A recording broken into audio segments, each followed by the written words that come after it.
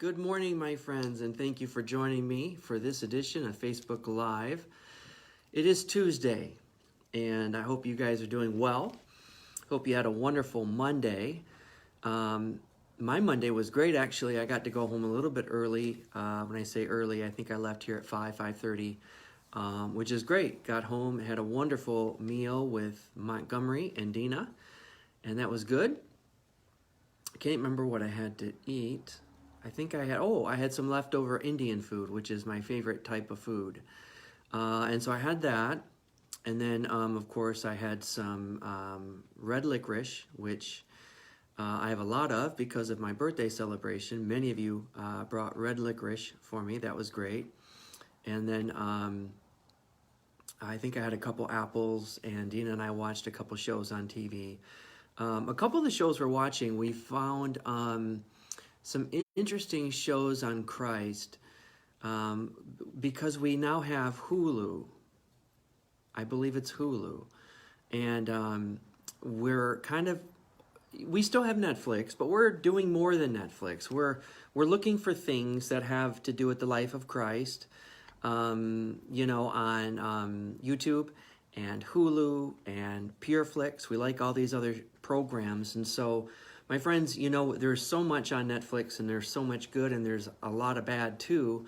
We have to be careful to find good things, good shows, and they are out there. Good morning, Jackie. Good to see you, my friend. They are out there, and I think Hulu costs a little bit. I think PureFlix costs a little bit. Of course, Netflix is, I don't know, $15 or $17 a month, or at least it used to be. Good morning, Pat, and Pastor Pat, and Mary. Good to see you, my friend. So anyway, I'm just letting you know, as we're waiting for more people to join us, that there's so many good programs on TV that are Bible-based and that are really enjoyable. Now, we did watch a show last night, and I'm not going to tell you what it's called, because I'm not necessarily going to recommend it to you. But it was a story of Jesus from probably a person who didn't know much about the upbringing of Jesus or what the Bible has to say about Jesus. Good morning, Rose. Thank you for joining me. So we were probably about 10 minutes into it, and Jesus had this relationship with Mary, who is, now there's several Marys in the Bible, of course, we all know this, but this particular Mary was Lazarus' sister. And when I say he had a relationship with her, it was very vague. I'm not saying it was inappropriate. It made Dina uncomfortable, the way they talked to each other and the way they looked at each other. And Dina wanted to turn it off. And I said, no, Jesus never had an inappropriate relationship with anyone, of course. We all know that. But let's watch this program and see where it goes. Good morning, Ann. Good morning, Sharon. Thank you for joining us. So we know that Jesus didn't have an inappropriate relationship with Mary Magdalene or Mary, the sister of Lazarus, though she did pour perfume on his feet and worshiped him. Nothing wrong with that. Good morning, Nancy. But I'm just saying that there are wonderful programs on Netflix, Hulu, PureFlix. I want to say there's another channel called Voodoo. I don't necessarily understand the title of it, Voodoo, but what that means. But good morning, Jan and Hillary. Thank you for joining me. I'm just telling you that there are so many opportunities to learn more about the Lord. And I did learn some things about this particular program that I watched last night, even though, yes, I have watched The Chosen. It's on YouTube, and I've already made that recommendation to all of you, so I'll make it again. This is for Carrie. Carrie, The Chosen is excellent. I loved it. There's 8 episodes in season 1, and my friends, you can find this on YouTube. Loved it. You don't have to pay for it. It's all there. It's free. All 8 episodes. Anyway, I'm waiting for season 2 to come out. So there's so many great shows, and so I hope that you guys are filling your mind with great things, even some things that, seem a little bit odd as far as we understand the Bible. And hi, Becky. I'm so glad you're on your way home from Orlando. Please be careful if you're on that highway. That is a very dangerous highway, so be careful. Yeah, you just downloaded the app. That's wonderful. Well, guys, because of this new show that I watched when I was with my mom, I don't know if the show was on Netflix or some other particular, I don't even know what you call it, program. It may have been Hulu. It may have been one of the other ones. But there's a TV show out there. Yes, I am live. Mary Ann is looking for me, sending me a text. I am live. I hope she finds us. And it's a TV show called The American Bible Challenge by Jeff Foxworthy. He's actually the guest. You know Jeff Foxworthy. He's a comedian. He's a Christian comedian. He's better known for saying, you know, you might be a redneck if, so on and so forth. Anyway, he's kind of funny, but his show is interesting, and it's the Bible Challenge, and so it basically takes these people and puts them against other people. There's 3 teams at once, and then they break it down to 2 teams left, and then finally there's a winning team, and it's all about Bible trivia. So that kind of got me thinking, because when I was at home with my mom and my brother, staying with them, Montgomery and I, this was a couple weeks ago, you remember, she put it on for us. And I think she had this understanding, perhaps, that I was going to answer a lot of the questions right. And I may have answered maybe half, maybe less than half, I'm not sure. There's still a lot about the Bible I don't know. Now, what I teach you in the mornings or on Sunday is what I've been studying. But obviously this particular show is just random questions, and it's just for fun. So I didn't answer as many as possibly my mom thought I would, or even as much as I thought I might. But it was fun. And that which I didn't know correctly, I still tried to answer the questions and had fun doing it. So yeah, some of us are rednecks and a little bit white trash. I don't mind saying that. My mom doesn't like it too much, but I always say I was born and raised a little redneck and a little white trash. A very rural town in Michigan. We played with car batteries in the backyard. We caught frogs out of sewers and things like that. I think I've shared that with you before. I know it's a derogatory term, but the truth of the matter is, when I'm speaking about myself, I don't mind. And I really like Jeff Foxworthy, and I think he is the real deal. So because of that, I thought we would just take this time this morning, rather than me teach a devotion, which I enjoy doing and I was prepared to do, but I spent my time putting Bible questions together for you so that we can do the American Bible Challenge with your host, sorry, not Jeff Foxworthy, he's not here today, but with your host, Pastor John. Would that be okay with you guys if we did a Bible challenge and you guys get to chime in? Pam, you're funny. So I've got Bible questions for you. We're just going to make a game of it today. Some of you may be interested in this. You may not be. I'll know by how many people are participating and how many people are interested. But I'm asking you, if you'd like to, just to go ahead and answer the questions, if that's okay with you. Some of them are really easy questions, and some of them are going to make you think hard about them. There are people on here like Pastor Pat and people that have been walking with the Lord and studying God's Word for a long time. These are going to be way beneath you.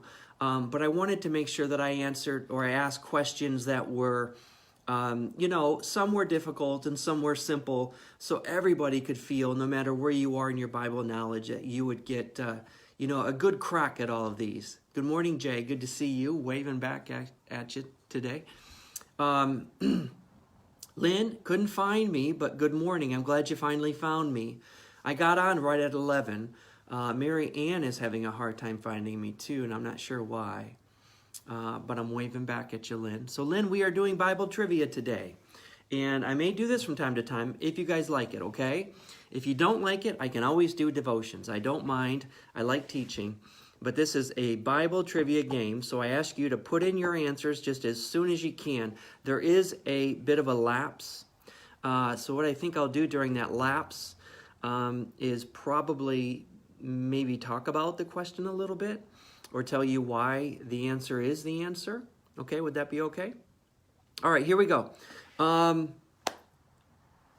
You ready? Are we ready? This is Bible Trivia, the American Bible Challenge. Jeff Foxworthy couldn't be here today. However, we have a suitable replacement for him. His name is John. No, spelling does not count. You don't have to worry about spelling. Just do your best, okay? And, of course, Pastor Pat, I know you know a lot of these, so you guys can't just steal Pastor Pat's answer. She doesn't have to answer all of them to give you guys a chance to chime in too, okay? Because Pastor Pat, you're going to know so many of these. Here's the first question, okay? Are you ready? Paul was shipwrecked on what island? Now, the Apostle Paul, I believe it was his second missionary journey, was shipwrecked. Don't quote me on the second missionary journey because I think he had 4 of them, Pastor Pat. But Paul was shipwrecked on what island? Paul was shipwrecked on what island? Becky says Patmos. Okay, so that was the island in which John, the Revelator, was taken to. That is not correct. Good morning, Dale. Thank you for joining me. This is a simple Bible quiz today. We're just having fun with Bible quiz. This is our devotion today. So, yes, it is not Patmos. Patmos is where John the Revelator got the revelation, right, from the Lord, and he wrote the book of Revelation. So, what island was Paul shipwrecked? Okay, I'm not asking you to Google it now. You just need to just type that in, guys. And if you want to, you can. If you don't want to guess, that's okay.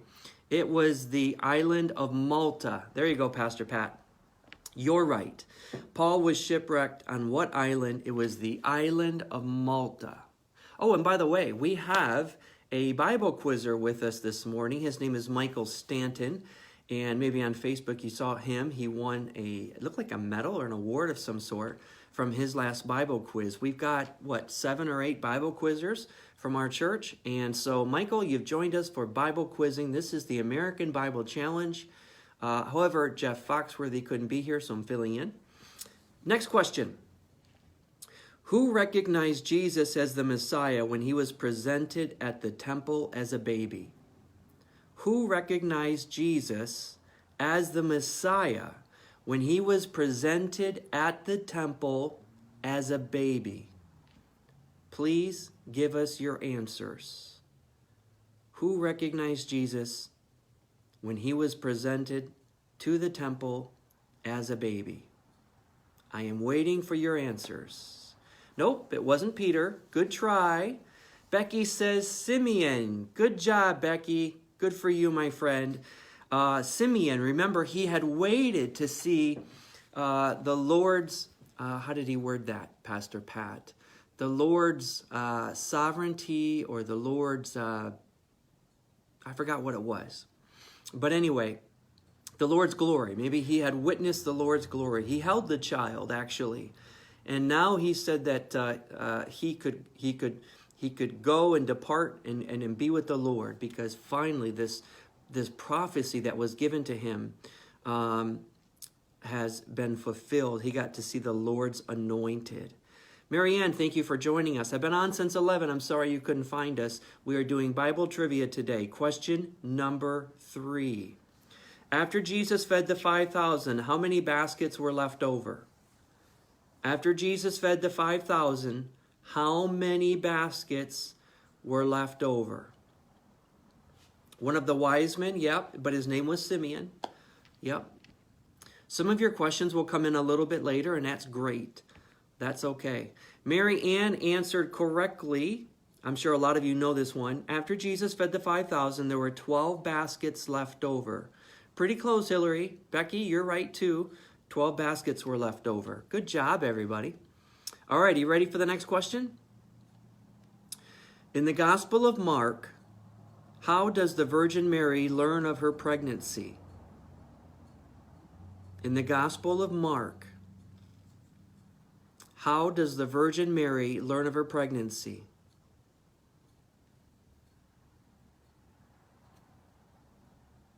She learned about her pregnancy. Remember, she never consummated or had any, it's okay.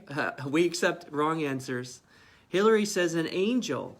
And yes, that is partially correct, Hillary. Good job, my friend. And Becky says the angel Gabriel. And spelling does not count, so you are totally correct, Becky. And I know Pastor Pat, many of you knew that. I'm probably going to be seeing your answers now. The archangel, I believe he is an archangel, Michael and Gabriel. Gabriel gave the proclamation, the prophecy, that Mary would be with child. Wonderful, everybody. Thank you so much for answering that. All right, here's another one for you in the New Testament. You ready? Another one for the New Testament. Who is the high priest of Jerusalem that put Jesus on trial? Who is the high priest of Jerusalem that put Jesus on trial? Come on, Pastor Pat, I know you're listening. Jay said the Holy Spirit told her, yes, through an angel. Who was the high priest that put Jesus on trial? Rita, thank you for joining us. Peter, nope, was not Peter. Becky says Caiaphas, and that is true.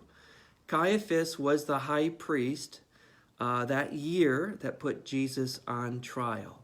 And if you're thinking Pontius Pilate, now Pontius Pilate was a Roman, not Ananias, no, but good guess.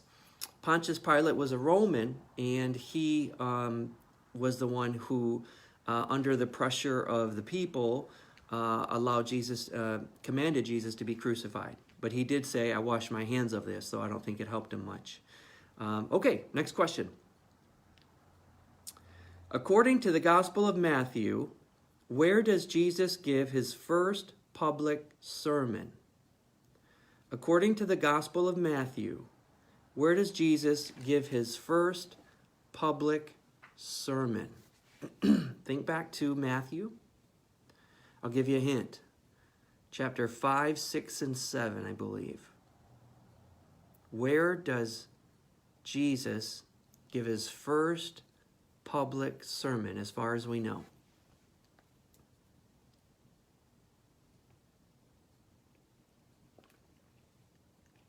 Becky says Sermon on the Mount. And Hillary says Jerusalem. Yes, it was the Sermon on the Mount, and that's where he gave his first public sermon. Marinella, good morning. We're doing Bible trivia. Michael says Syria. Nope, it was the Sermon on the Mount, and it's recorded in Matthew 5, 6, and 7, I believe. How does Judas notify the Roman officials of Jesus' identity?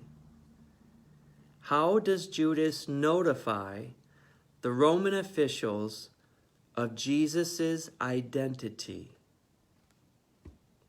That's a good question. That's a really good question. Think about that, my friends. Think about that. Good morning, Marinella. Our devotion today is Bible quizzing. This is the American Bible Challenge. Jeff Foxworthy couldn't make it. I'm filling in for him. Yes, Nancy, good job. The question was, how does Judas notify the Roman officials of Jesus' identity? Jackie got it. Pastor Pat has it. And Nancy, good job. Judas kisses Jesus. Good job. Which insect did John the Baptist eat in the desert? Good job, Hillary. Which insect did John the Baptist eat in the desert? I try, Marinella. John the Baptist, yes, it was a kiss, Carrie. Yes, Jackie's quick on this one. Yes, and there is Nancy. And spelling does not need to be perfect. Good try, Hillary. It is a locust. You are right, my friends. It is a locust. Good job, Rita and Marinella. Excellent. He had locust and honey. That was his meal. Can you imagine eating the same thing every day and being content with that? I'm a vegetarian, and I think you know that. I struggle. Good job, Rose, Michael, Carrie, all of you. Locust and honey. And that must have been gross. I wonder if he actually ate them raw or if he fried them. I guess we'll never know. And wild honey. Good job, Michael. That's the other thing. Yes. Okay. Who were the first apostles called to follow Jesus? Who were the first apostles called to follow Jesus? And there are two. And this could be debatable. So I may accept more than just two names. I believe this is debatable depending on which of the four Gospels you're reading. Remember, there's Matthew, Mark, Luke, and John. Pastor Pat says, honey, maybe, locust, nope. I think she's referring to being fried or something. I don't know. And so here's a first answer. Hillary and Becky. Becky says Simon and Peter. Hillary says Peter and James. Nancy says Peter and John. Jay says Matthew, Mark, Luke, and John. Rita says Peter and James. Now, what I have here is Peter and Andrew. Okay? Peter and Andrew. Good job, Michael Stanton. He is our Bible quizzer. Peter and Andrew. Now, Peter and John. Now, those could be true, Marinella. I'm not sure. It depends on the Bible gospel, Matthew, Mark, Luke, and John.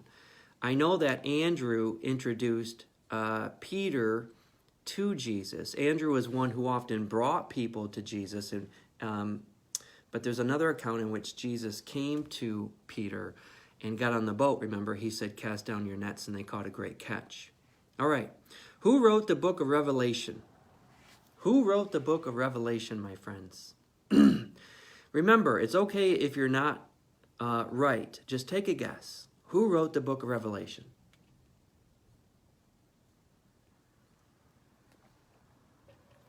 I did not get a haircut, Marinella, but thank you. My hair is different.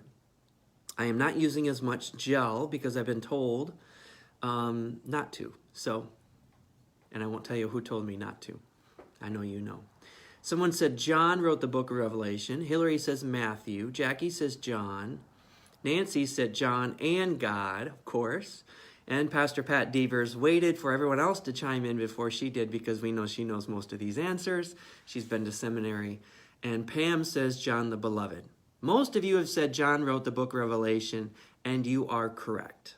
John wrote the book of Revelation. I think I may have said that earlier, actually, because it was on the island of Patmos, which somebody answered incorrectly about the island where Paul was shipwrecked, because that was the island of Malta. Okay, here's a good one, and this might be a little bit harder for some of you. Yeah, good job, Rose. John and Rita got it, and Marinella got it. I don't get your answers right away. There is a bit of a lapse, just so you know. I read them as soon as I get them. All right, here's a good one for you. Who asked Pilate for Jesus' body after he was crucified? Who asked Pilate for Jesus' body after he was crucified? Remember, no cheating. This is not an open book test. Well, it could be if you want it to be. But who asked Pontius Pilate for Jesus' body after he was crucified? After he died, they took his body from the cross, and somebody went to Pilate. Okay, Nancy said Nicodemus. Hillary says Mary. Mary Ann said Peter. Jay said Isaac. Rita said Nicodemus. So we've got two answers for Nicodemus. And Becky said Joseph of Arimathea. Marinella said Peter. And the answer is, Carrie says Peter, Joseph of Arimathea. Good job, Becky. Yeah, it was Joseph of Arimathea. And I think I'm saying it right, Pastor Pat. He was a disciple and probably a wealthy person, possibly part of the Sanhedrin. Now, Jesus had a couple wealthy friends or people with great influence. That's okay. That's okay. Don't worry, Marinella. Joseph of Arimathea had a tomb cut out in the stone for himself. And he took the body of Jesus and placed him in his own tomb. Now, Jesus had Joseph of Arimathea, and he had Nicodemus as people that were probably Sadducees or Pharisees, a part of the Sanhedrin. We believe they were teachers. and they may have been wealthy. They were certainly educated, okay? But for those of you that guessed Nicodemus, it's real close. Peter did not ask for Jesus' body. It was Joseph of Arimathea. All right, here's the next one. What is the shortest book in the New Testament? That's a tough one. What is the shortest book in the New Testament? Because I got this wrong. When I've taken this test, okay, because I came up with these questions. Yes, there's a delay. There's a delay, Marinella. So if you're saying OMG, you probably are referring to maybe someone telling me to not put gel in my hair. I don't know. So Becky, my answer was Jude. I thought Jude was the shortest book in the New Testament. Shelley says Titus. I considered Titus. No, it's not right. Joel is in the Old Testament. Hillary, Genesis is in the Old Testament. Pam also thought Jude. It's not Jude. Apparently, the shortest book in the New Testament is what? I'll give you another second. You guys can answer more than once. That's okay, Nancy. Don't worry. It's all good. Like I said, I got this one wrong too, my friend. What is the shortest book in the New Testament? Pat Devers is right. She said, is it 2nd or 3rd John? And it is 2nd John. Yes, it is 2nd John. I didn't know that. I knew that Jude was, isn't it one chapter? And then there's some other, James, pretty close, Amos. But it was actually 2nd John. I think it's probably a one-chapter book, and perhaps it's just fewer verses than Jude. All right, here's an easy one for you. Who worked as a tax collector prior to preaching the Word of God? Who worked as a tax collector prior to preaching the Word of God? A little bit easier for you. If you want to take a guess at it.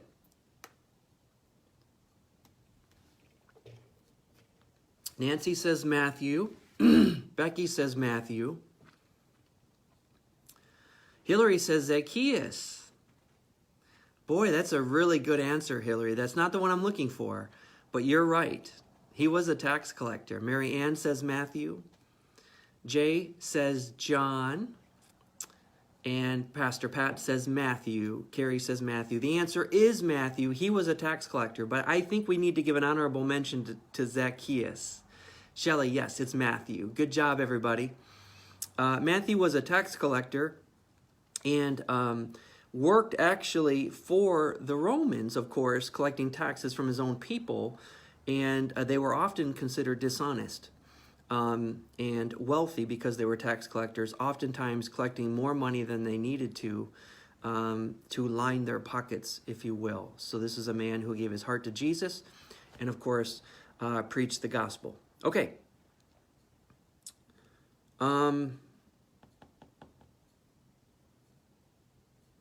Here's a good question for you. This one's a little bit harder. Marinella, yes, I will climb a tree for Jesus. Amen. Jay, don't worry about being wrong. You just keep guessing, my friend. What did Saul encounter when he was traveling to Damascus? What did Saul encounter when he was traveling to Damascus? This is in the book of Acts. What did Saul encounter when he was traveling on the road to Damascus? He encountered something big, something pretty incredible. Becky says Jesus. Any other answers? What did Saul encounter when he was traveling on the road to Damascus? Pastor Pat says Jesus. Any other answers? I know there's a delay. Jesus, Hillary, good job. That answer technically is correct. God, Michael, yes, okay. And particularly, it was a great and blinding light. Now, to be very clear, it was a great and blinding light that knocked him off his horse or his donkey, right? and he saw a great and blinding light. Good job, Pam.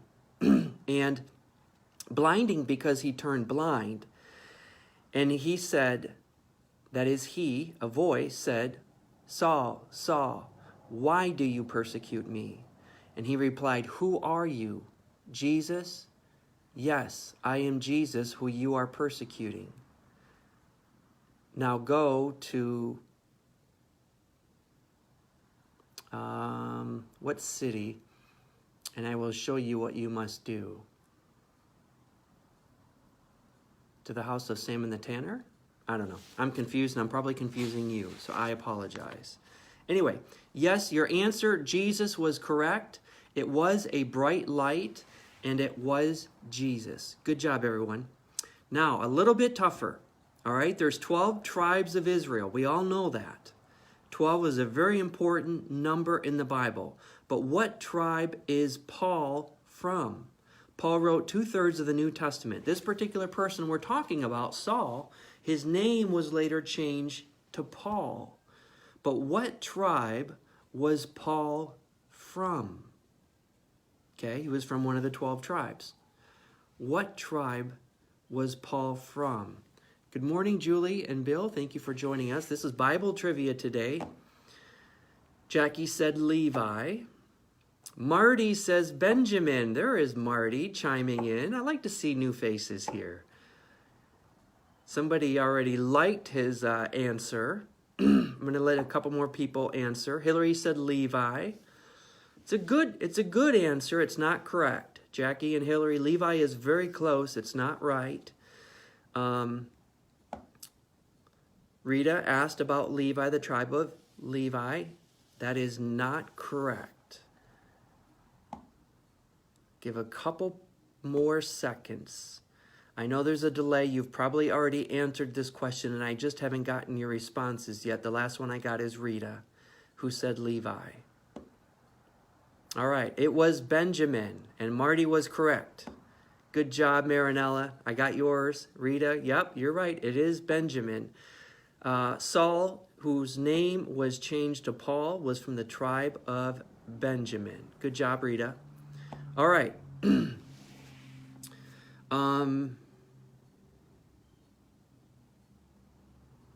me see here.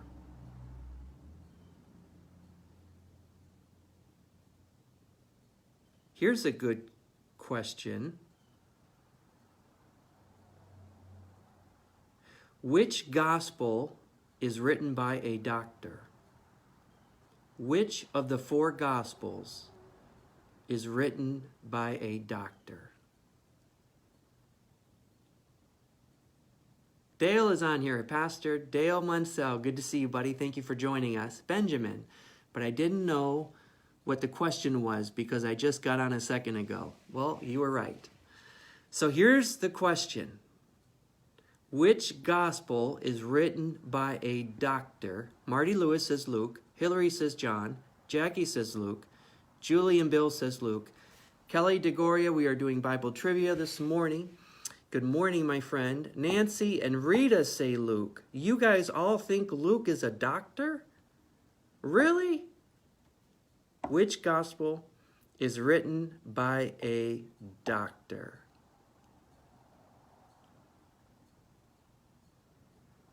What's in heaven made by man? I don't know the answer to that. But Luke is correct. Luke is correct. He was a slave doctor. And he was a slave, actually. And Luke wrote another book in the Bible. So this is a follow-up question. Luke wrote the Gospel of Luke. What other book in the Bible did Luke write? I don't know the answer to your question, Marinellis. You're going to have to just give it to me. I think she said, what was man made in heaven? What's in heaven made by man? Okay. Some people are saying that the doctor, Luke, wrote the book of Acts. Mary Ann says Acts. Marty says Acts. Hillary says Acts. Pam says Acts. Pastor Pat Deaver says Acts. Dale Munsell said Luke. Besides Luke, what other book did Luke write? Pam says Acts. Jay says Acts. Maybe it's too easy. The book that he wrote was Acts. Good job, everybody. All right, some of these are so simple, I gotta just go right over them. All right, here's one for you. Yes, Jay, it's Acts. Good job, everybody. What is the name of the village where Christ turned water into wine? What is the name of the village where Christ turned the water into wine? Think we'll go with that? You guys are funny too. This was the very first miracle, public miracle, I should say.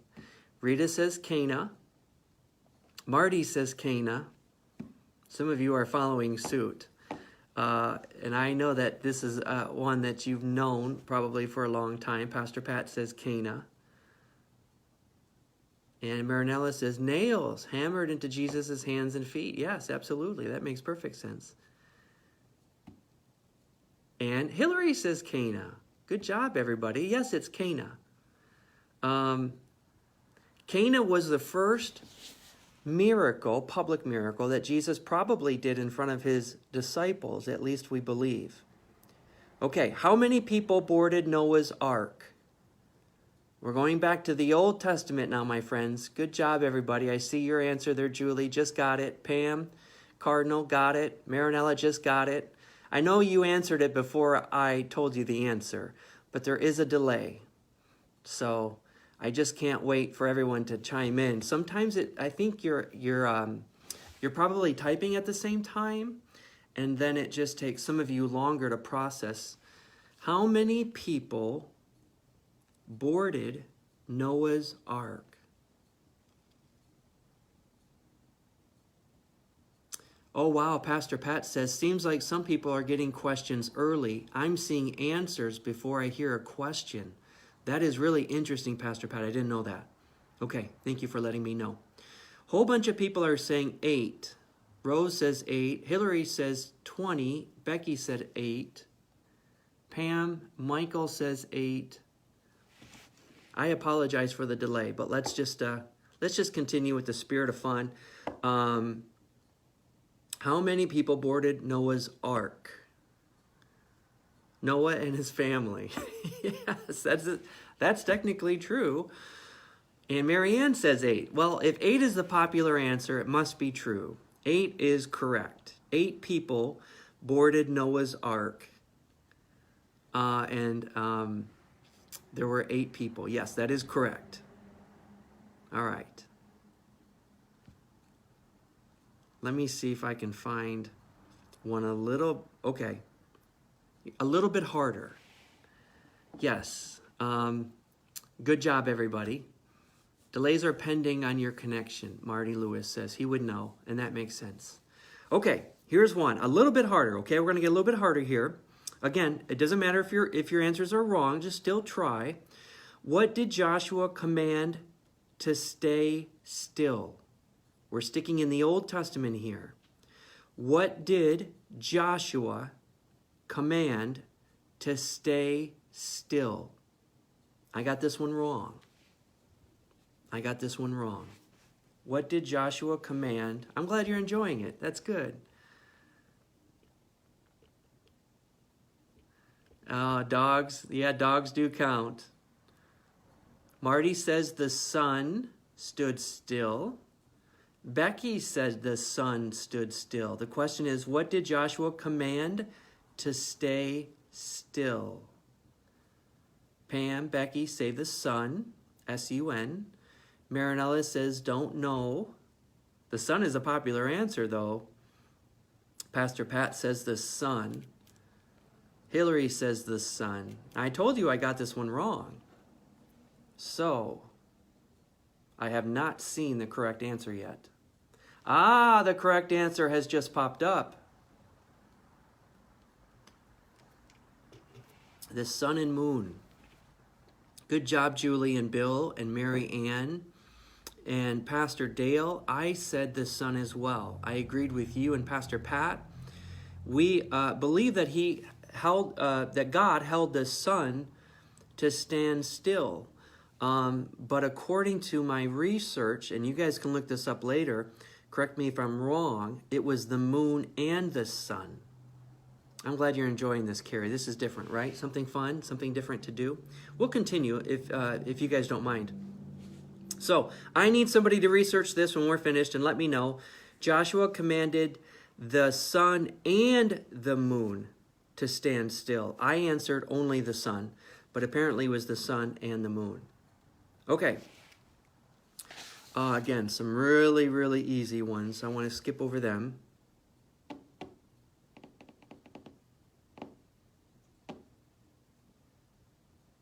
How many books are in the Bible? How many books are in the Bible? Think about that for a second. How many books are in the Bible? Yes, I believe you're probably right, Pastor Dale. The moon was a given because it couldn't come out because the sun was still there. Pam is saying 66. Becky is saying 66 books in the Bible. Hillary says 66. Rita says 66. Marinella says 66. You're probably all saying 66. Marty says 66. The answer is 66. There are 66 books in the Bible. How many books are in the Old Testament? Good job, Shelley, Nancy, Jay. But how many books are in the Old Testament? 66 is correct. But how many books are in the Old Testament?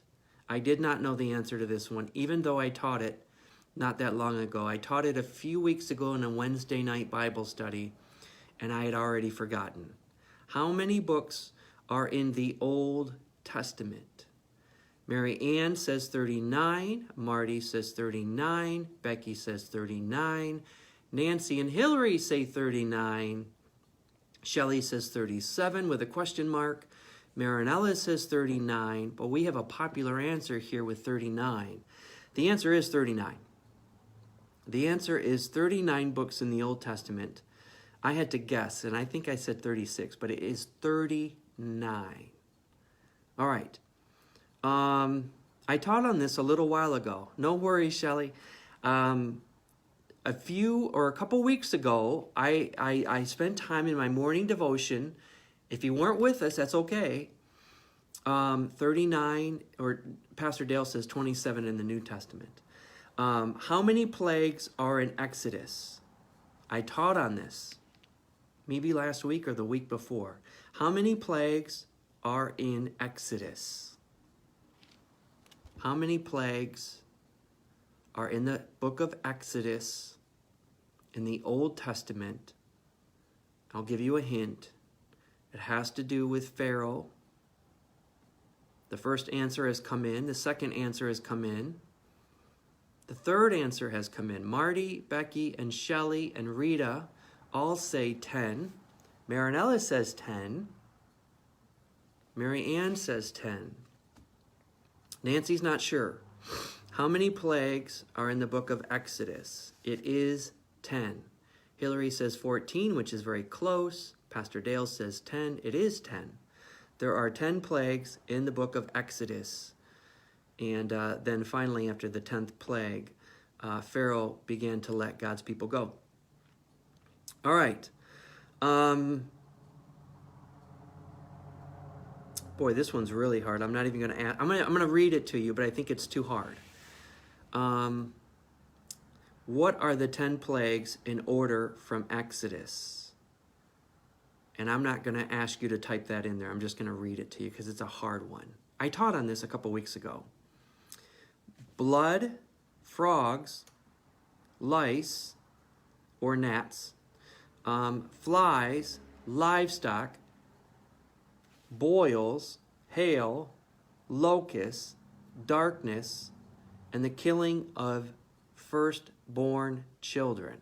I think if God had started with the killing of firstborn children, that might have been an end to it. But that was the last and final plague. Okay? All right, let me go to another one that might not be, some of these are so easy. Here's one. What is the second commandment of the 10 commandments? What is the second commandment of the 10 commandments? What is the second commandment given to Moses out of the 10? The second commandment. This is a kind of a hard one. I don't know the 10 commandments in order. I don't know if you guys do or not. Growing up, we always had the, the plaque on our wall. Didn't we all have that 10 commandment plaque? Okay, Marinella says, honor your parents. Marty says, remember the Sabbath. Hillary says, no stealing. Good answers, everyone. I'm going to give you guys just a little bit more time to chime in. Do not worship idols, Mary Ann says. Pam says, honor parents to honor, or honor your parents. Good. Okay, those are all good answers. No idols, says Rita. No graven image. Esther, thank you for joining us. Shelley says, love your neighbor as yourself. Good. Good. Maybe we'll wait for one or two more. Idols, says Esther. No other gods before me, says Pastor Pat. Okay, are you ready? What is the second commandment out of the 10 commandments? Pam says she thinks it's about the Sabbath. Quote, you shall not make for yourself a carved image. Thou shalt not make idols. Good job. Some of you got that right. That was a hard one, but I want to thank you guys for answering that. That was a very difficult one. And honor thy father and mother is the 5th commandment. The 4th commandment is the Sabbath, to keep it holy. The 3rd commandment is that you shall not take the name of the Lord your God in vain. And so on and so forth. I've got them all listed here, but let's cover something else. What did God create on the first day? Don't look it up. Just take a guess. Marinella says, I need more of this at 11 a.m. Well, let's do this from time to time. If you guys enjoy this, we can do this from time to time, I promise. We'll do devotions most of the time, and then maybe every once in a while, perhaps even once a week, I'll do Bible trivia with you guys if you enjoy it that much. What did God create on the first day? Rita says light. Marty says heaven and earth. Hillary says heaven and earth. Becky says day and night. Mary Ann says heaven and earth. That's a popular answer. Michael says the sky. Pastor Dale says milkshakes. No, I don't think that one's right. Julie says this is fun. I'm glad you guys are enjoying it. Isn't it day and night, says Pam.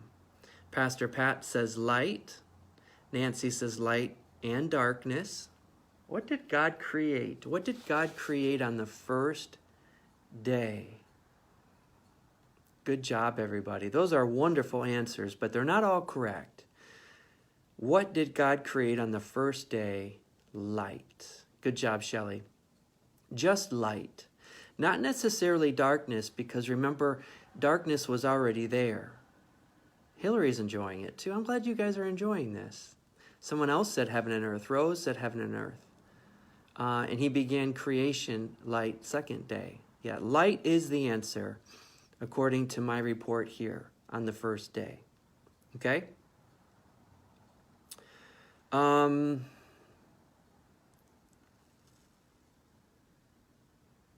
What did God create on the 6th day? What did God create on the 6th day? Go ahead and guess, guys. I know that's a bit of a tough one. What did God create on the 6th day?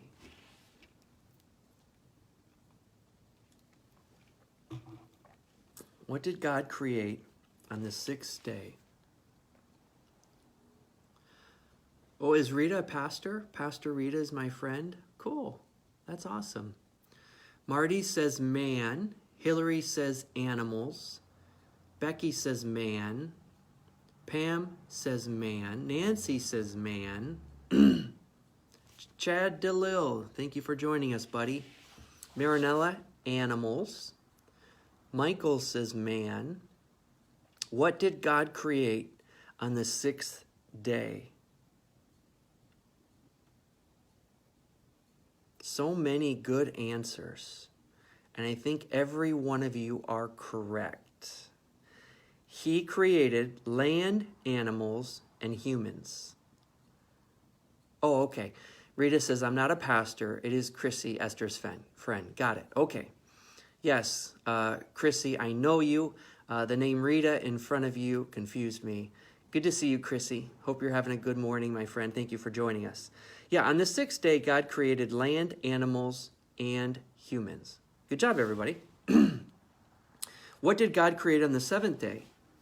What did God create on the seventh day?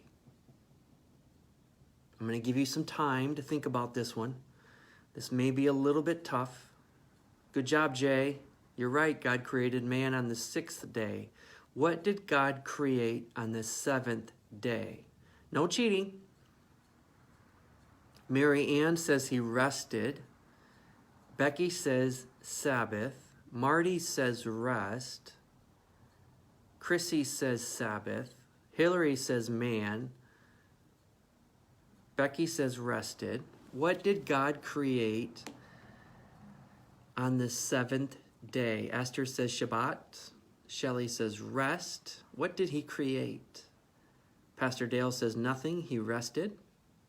Pastor Pat says Sabbath, rest.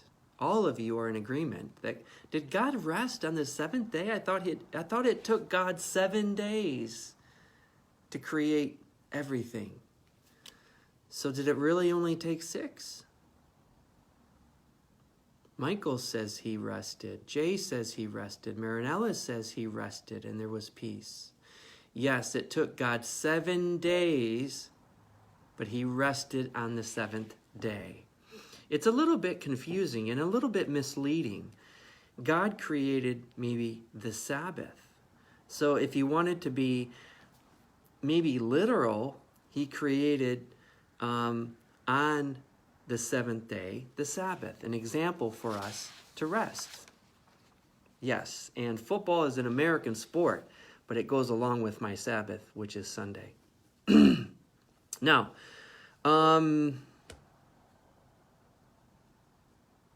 what is the longest chapter of the Bible? What is the longest chapter in the Bible? We talked about the shortest one. Esther says, sanctified it on the 7th day. Absolutely. What is the longest chapter of the Bible? Psalms. Okay. Mary Ann says Psalms. Becky says Psalms chapter 119. What is the longest chapter of the Bible? Most of you think it's a psalm. Many of you are guessing the Psalms. Which chapter in Psalms is the longest? I guess that's the most appropriate question because we agree that it's in Psalms and you all have wonderful answers. Psalm 119 is the longest chapter in the Bible. That is true.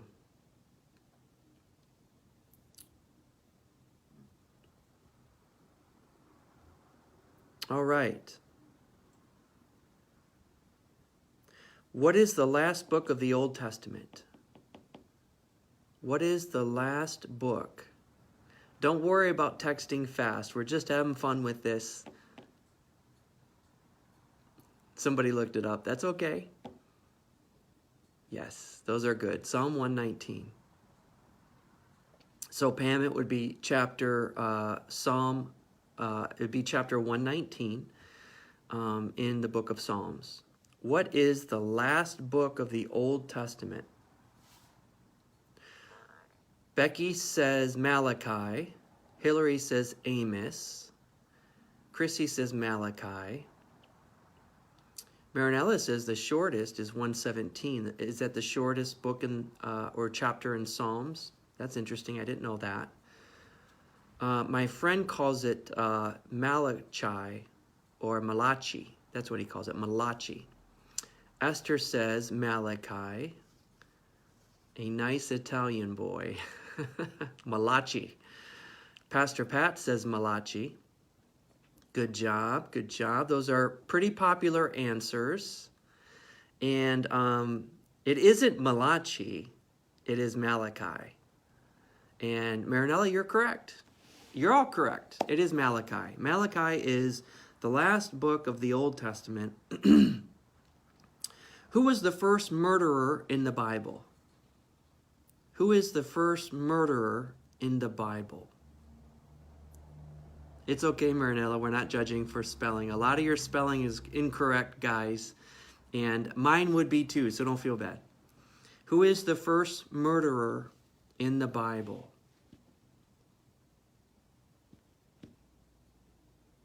Some people are saying Cain. Michael and Chrissy say Cain. Marty says Cain. Becky says Cain. Esther says Cain. You're all in agreement. Look at this. Jay says Simon Peter. No, it's not Simon Peter. Becky says Cain. Nancy says Cain. The answer is Cain. Cain killed his brother Abel. Yes, you are right. Which place is called Zion, or also known as the city of David? Raising Cain? Yes, that's true. Which place is called Zion? It's also called the city of David. Yeah, Marinella, some people are answering before I asked because there's a strange delay between my questions and your answers. And so I'm sorry if you're a little bit behind. Some of it may have to do with your internet connection or my internet connection. So I'm getting some of your answers later. Which place is called Zion or the city of David? Some of you are saying Israel. Nancy says Israel. Marty says Bethlehem. Somebody, I think this is Chrissy says Jerusalem. Becky says Jerusalem. I think Hillary says Jerusalem. Dale says Jerusalem. Pam says Jerusalem. Pastor Pat says Bethlehem. Shelley says Jerusalem. Gosh, you guys are divided on this one. This must have been a good one, huh? Mary Ann says Jerusalem. I think I stumped you. So not all of my questions are too simple. All right, here we go. Are you ready? Julie and Bill say Jerusalem. We've been at this for an hour. Which place is called Zion and the city of David? Now, it's confusing, but the answer is Jerusalem. The answer is Jerusalem. Now, I always knew Zion was referred to as Jerusalem, but the city of David, I thought, was the town of Bethlehem. So maybe somebody else can also research this, because according to this test, let's take a vote, someone said, it's the city of David is Jerusalem, according to my research here. Okay? Who took Judas Iscariot's place as an apostle? Who took Judas Iscariot's place? Remember, he was the one who betrayed Jesus. He hanged himself. Okay? He took 30 pieces of silver. Good morning, Gloria. Thank you for joining me, my friend. Now, the disciples got together and they decided, we need to find a replacement for Judas Iscariot. Good job, Marinella. Got your answer. I'm sorry about the delay. Who took Judas's place as an apostle? I see Peter's name there. Matthias says Pastor Pat. Pam says Matthias. Marianne says Matthias. Who took Judas's place as an apostle? I'll give you another couple seconds.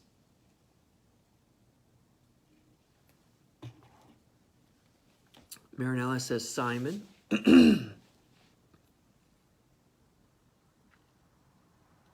Who took Judas's place? Yes, the answer is Matthias. It was Matthias. They cast lots. There were two people. One of them, I think, was Justus, and the other one was Matthias, and they cast lots. I don't think that was something they probably should have done, though I could be wrong. The lot fell on Matthias, so he replaced Judas as one of the 12.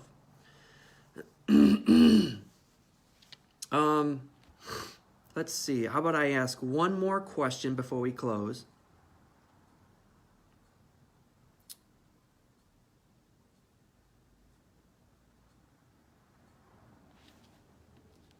I want it to be a little bit more difficult.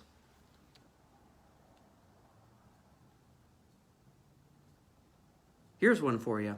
Okay. Which prophet was called by the Lord as a boy? Which prophet was called by the Lord as a boy and anointed Saul as Israel's first king? Which prophet was called by the Lord while he was still a boy and anointed Saul as Israel's first king? It's a tough one. That's a tough one. We're going to close with this one. Some people are saying Samuel. Marty, Becky. Hillary says David. That's a good answer. Marinella says Samuel. Esther says Samuel. Nancy says Samuel. I thought this would be a hard one. Chrissy says Samuel. Marinella says David. Do you want to change your answer, Marinella? It's okay if you do. Michael says Isaiah with a question mark. Pastor Pat says Samuel. Pam says Samuel. Pastor Dale says Samuel. I hope he said. All right, I'll give you just another second to type in here. I'm sorry I don't get all your responses right away because of the delay. The answer is certainly Samuel. Samuel was called while he was a boy. He was staying in the house of Eli, the priest. Yes, good job, Esther. And remember, the Lord called him, Samuel, Samuel. He went to Eli and said, "Here I am." And Eli said, "I did not call you. Go lay down." Remember the story? And then Samuel laid down. He was a boy. "Samuel, Samuel." He goes to Eli and says, "Yes, here I am. I did not call you. Lay down." And he lay down again, and he heard, "Samuel, Samuel." And he went to Eli and he said, "Here I am. You called me?"